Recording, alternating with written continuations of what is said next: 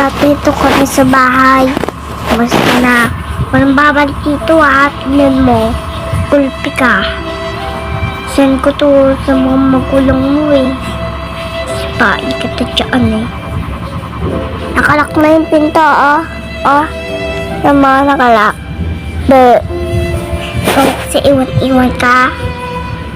Kala mo mas maganda yung ganyan. Kakaganda mo yun oh. Kala mo ah. Di pa nang matulog sa basbe. Ha?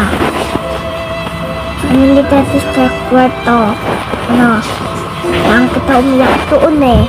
Lakang unan.